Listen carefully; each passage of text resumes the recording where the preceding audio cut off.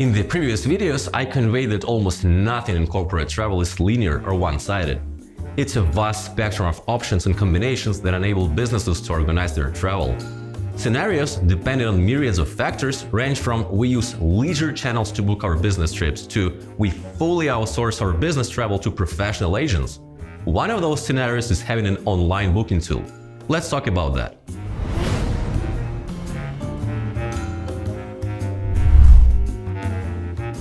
Hello, my name is Kirill Stati. I'm the Managing Director of Travel Tech at AltexSoft. Today, we'll look into one of the fundamental pieces of the corporate travel ecosystem that has been essential to business travel programs for some companies and is rapidly gaining popularity among others. So, let's discuss online booking tools, or OBTs, and their role in today's corporate travel. To start, we should probably look at the past to better understand the present and easily navigate the future. Travel buyers or corporations interested in business travel would either go directly to suppliers, airlines, hotels, car rental companies, or to professional travel agents that we today call travel management companies, or TMCs. They have always facilitated the connection between buyers and suppliers, making travel happen most efficiently for a business. On top of that, corporate travel has historically been kinda heliocentric, where global distribution systems, or GDSs, are the helio, the sun. And all of the processes, operations, contracts, and technology are, in fact, gravitating toward and orbiting around a GDS. GDSs were entities that only experienced and certified travel agents could deal with. You had a cryptic green or blue screen with a command line interface. You had to possess sacred knowledge to do the magic, ask the reservation system for a flight, and then comprehend the response it sent back to you, something that corporations were neither capable of doing nor willing to do. But the late 90s and the internet brought travel reservation tools to mere mortals. Expedia and Priceline allowed travelers to book themselves, using much more human-friendly interfaces, but it worked for leisure. Corporations wanted the shiny new thing too. They wanted to bypass agents and let their employees book flights and accommodations by themselves. The first online booking tools with self-service reservation started appearing during the late 90s to mid-2000s. A trailblazing product was built by Internet Travel Network, which relied on Sabre GDS technology. Back then, it addressed a single goal: enabling business travelers to book online. The product was later acquired by Sabre and evolved into what is known today as Get There OBT. The next leap happened after the rapid growth of smartphones and mobile internet penetration, as more and more people were eager to book travel using their phones. As a result, today we have a very diverse market of OBTs with plenty of different options for corporations. And every segment is well represented with their own solutions. See it for yourself. GDSs quickly realized that it's an essential part of corporate travel and they should lead the way rather than try to resist. Sabre purchased Get There, Amadeus had Cytric, and Travelport acquired Locomote. TMCs are offering their own self-service booking tools along with agent support. Neo and Agencia from Amex GBT, MyCWT, BCD's TripSource, CTM's Lightning, FCM's Booking Tool, and Corporate Travelers Melon. The list goes on and on. And there are standalone figures like SAP Concur, one of the largest players due, of course, to being a part of SAP ecosystem, and the fact that a humongous number of corporations employ SAP as their ERP provider. And also, there are now many new age travel platforms with an edge in technology, creativity, performance, etc. Among them are Atris, Navan, Spotnana, and Travelperk. By the way, some of them could rightfully take offense for being labeled just OBTs. But that's what I mentioned in the beginning. Travel tech is never one-sided. These tools combine expense management, analytics, risk and disruption management, and different interfaces for both TMCs and corporations. These solutions and products constantly evolve, so the boundaries between segments are blurred. Now that we have glanced at the history and some of the players, let's dive into what actually makes an OBT an OBT. How do OBTs work? A while ago, I had a pretty funny interaction with someone outside the travel industry. He was complaining that travel tech is created for acronym lovers. While he was trying to learn one acronym, some of the definitions could contain another acronym within it. And if that wasn't enough, some of the similar types of entities can have several brief forms, like IBE or OBE, Internet or Online Booking Engine for leisure, and OBT for corporate travel. What's the difference? Leisure booking tools allow travelers to search for travel products, book, and optionally run some post-booking transactions, like canceling a flight or changing a date. To do that, they access a variety of suppliers, from GDSs to bed banks to NDC aggregators, and return available products and their rates. And there is much more to leisure booking tools. Go ahead and check this video to learn about them. Corporate booking systems are all those things with an extra layer of complexity that comes with business travel. Let's look into that. Obviously, they have an interface for travelers to search and book travel content, and optionally, some post-booking features for modifications, upgrades, or additional services. Like leisure booking engines, OBTs integrate with a variety of suppliers. As you may expect, GDSs top the list, but you can have NDC aggregators like Air Gateway, which targets corporate travel specifically, or direct integrations with suppliers, including airlines, car rentals, or rail. For instance, we have integrated the OBT of a leading travel management company with European railway suppliers. So, OBTs source all this inventory and check availability. But here comes the level of complexity that I have talked about. As I mentioned in my previous video, businesses may practice very complex rate configurations. You have negotiated rates from this hotel chain, you source private fares from your airline, and you get special discounts from a partner car rental.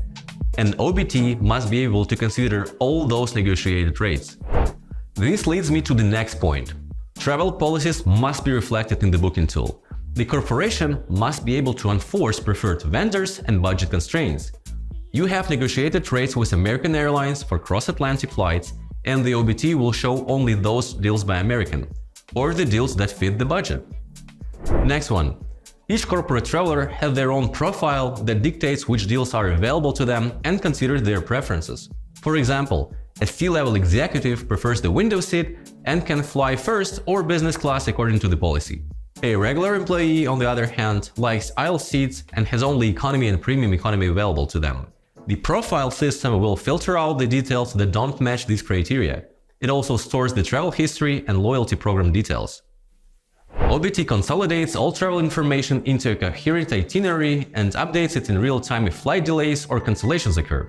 Both travelers and travel managers must be able to view and manage those itineraries, because a cancelled flight easily converts into a cancelled critical business meeting.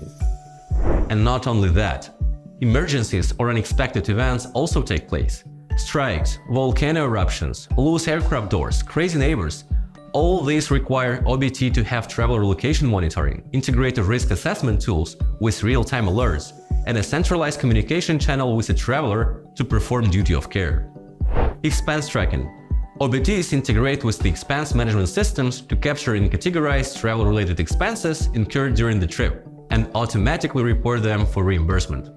Besides reports on travel expenses, OBTs support analytics on policy compliance, booking patterns, and vendor performance. With all these features in mind, how exactly do corporations use OBTs? There are numerous scenarios. Corporations can set up an environment where only their internal travel managers work with the systems, or provide real self-service freedom to its employees. They can also combine OBTs and offline support from travel management companies. By the way, it's common for corporations to change the TMCs that serve them while keeping the preferred OBT in place.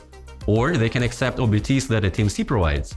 It all comes down to the organization preferences, commercial capabilities, and business goals. So, are OBTs real game changers? Why don't all of the companies work exclusively through them, bypassing TMC services? What are the pros and cons of employing such systems? First, let's look at the positive things OBTs bring to the table. Cost savings. Companies can reduce their expenses on transactional fees when booking via OBT compared to booking with a TMC agent. Those businesses that provide their employees with full access to OBTs can also make their travelers justify any selections that are not the cheapest or don't meet a certain percentage difference compared to the cheapest ones. Policy compliance. OBTs provide profile management and enhanced compliance. They can be configured to display preferred suppliers within an approved budget, this way promoting adherence to corporate policies. Solid customer experience with time savings, sophisticated filtering, itinerary management, and mobile-friendly UX make these tools very handy before and during the trip. Reporting. If you centralize data in one place, it's easy to consolidate reports and control budgets better. You can also track the performance of the travel program. Saying all that, OBTs are not a silver bullet. Here are some of the weaknesses, areas in need of improvement, and features where TMCs seem to be superior to OBTs. First, content limitation. OBTs may be limited in accessing some non-GDS content, especially from specific suppliers and regions. Add here the challenge of integrating new standards like NDC for air travel or creating consistent online products for, let's say, rail market. Sometimes TMC agents can find far better options in terms offline. Limited multi-city capabilities. OBTs are bad for complex multi-city itineraries. It's hard to combine them in self-service tools with policy compliance and duty of care. Poor change and cancellation support. On top of that, traditional OBTs may lack features for changes and cancellations. Business travelers often need to rely on agents for this task. And it gets complicated, especially if the refund comes as flight credit or loyalty points. Human factor and agent expertise. In many cases, an experienced travel agent will be able to arrange a more efficient and cost-saving itinerary than the traveler themselves because agents know the price patterns, workarounds, best supplier pairings, etc. Policy configuration challenges. Policy management modules can be hard to deal with when the situation is non-conventional. For example, you are flying to some exotic destination and the policy module filters out all results, showing no flights to that location. The travel manager will likely have to contact the TMC after unsuccessfully trying to outsmart the OBT and its rigid policy management module. Any software tool has technical shortcomings. They cause a headache for business travelers, travel corporate managers, finance, and operations. Nothing is perfect. Well, the way I see it, OBTs are just a reflection of technological progress overall. Thanks to technology, we're constantly becoming faster and more efficient, and consequently want more control over things.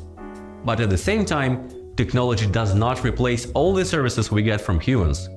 Same with OBTs. Challenges such as content limitations and cancellation support are areas for improvement. Stay tuned for more insights. Next time we talk about expense management.